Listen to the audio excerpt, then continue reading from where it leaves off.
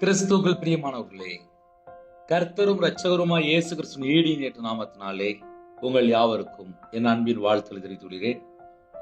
தேவன் அருளிய அப்பம் பிரேயர் மினிஸ்ட்ரி சேனல் மூலியமாக உங்களோடு சந்திப்பதில் மிகுந்த மகிழ்ச்சி அடைகிறேன்.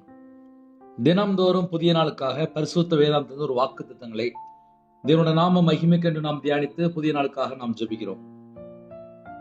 18ஆம் சங்கீதம் 18-19 ஆகிய வசனங்கள். என் ஆபத்து நாளில் எனக்கு எதிரிட்டு வந்தார்கள், கர்த்தரோ எனக்கு ஆதரவாய் இருந்தார். அவர் விசாலமான இடத்திலே என்னை கொண்டு வந்து என் மேல் பிரியமாயிருந்தபடியால் என்னை தப்புவித்தார். ஹல்லேலூயா. கர்த்தரோ எனக்கு ஆதரவாய் இருந்தார். 24 மணி நேரம் வாழ்க்கையிலே ஒரு மனுஷனோட கர்த்தர் கூட இருக்கணும். கர்த்தர் கூட இருக்கும்போது தான் ஆதரவு. சில குடும்பத்திலே எனக்கு ஒரு துணை வேணும், எனக்கு இவங்க ஆதரவா இருப்பாங்க, எனக்கு இவங்க உதவியா இருப்பாங்க அப்படின்னு சொல்லி செலக்ட் பண்ணுவாங்க. அந்த செலக்ட் ஒரு சில நாட்கள், ஒரு சில மாசங்கள், சில நேரத்தில் ஒரு சில வருஷங்கள் கூட போகலாம். ஆனால் ஒரு நாள் சில நேரத்திலே புலம்பிக் கொண்டிருப்பாங்க, வெளியே தெரியாது.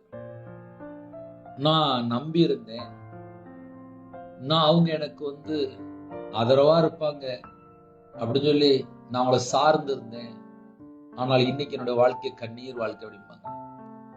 ஒரு மனுஷனுடைய வாழ்க்கையில கர்த்தரை சார்ந்து இருந்தால், கர்த்தர் ஆதரவாக இருப்பாரானால் அந்த குடும்பம் ஆசீர்வதிக்கப்பட்ட குடும்பம். என் ஆபத்து நாளில் எனக்கு எதிரிட்டு வந்தார்கள். பல சூழ்நிலை அதிகால வேளையிலே புதிய நாளுக்காக தேவன் என் கூட பேசுவாரா அப்படின்னு சொல்லி இணைந்திருப்பீங்க. நம்ம எந்த சூழ்நிலையும் சரி, எந்த மாதிரி ஒரு ஆபத்தான சூழ்நிலை சரி, ஆபத்தான சூழ்நிலை எனக்கு எதிரிட்டு வந்தார்கள் அப்படின்னு தான் போட்டிருக்கு. ஆனால் கர்த்தரோ எனக்கு ஆதரவாயிருந்தார். கர்த்தரோ எனக்கு ஆதரவாயிருந்தார். இந்த புதிய நாளிலும் வாக்கு தத்தம் என்ன தெரியுமா? கர்த்தரோ எனக்கு ஆதரவாயிருந்தார். ஆதரவா இருக்கும்போது என்ன ஆசீர்வாதம் அப்படின்னா, கர்த்தர் விசாலமான இடத்துல என்னை கொண்டு வந்து ஆதரவா இருக்கும்போது அடுத்தடுத்த ஸ்டெப் நம்மள ஆவிக்குரிய வாழ்க்கையில வளர்ச்சி, ஆசீர்வாதம், திறந்த வாசல், விசாலமான இடத்துல கொண்டு வந்து என் மேல் கர்த்தர் பிரியமா இருந்தபடியால் என்னை கர்த்தர் தப்புவித்தார். இந்த புதிய நாளிலும் கர்த்தர் நமக்கு ஆதரவா இருக்கிறார். விசாலமான வாசலை திறந்து தருகிற தேவன். நம்ம எந்த சூழ்நிலை இருக்கிறோம் அது தேவனுக்கு தெரியும். அவர் நம்ம மேல பிரியமா இருக்கிறார். அவர் நம்மை தப்புவிப்பார். ஹல்லேலூயா. புதிய நாளுக்காக ஜெபிப்போமா? கண்களை மூடி நாம் ஜெபம் செய்வோம். கிருபை மகிமை அந்த பரிசுத்தமுள்ள நல்ல தகப்பனே, உம்மை நன்றியோடு துதிக்கிறோம்ப்பா. புதிய நாளுக்கான கிருபைக்கு 1000 மடங்கு உமக்கு நன்றி செலுத்துகிறோம்.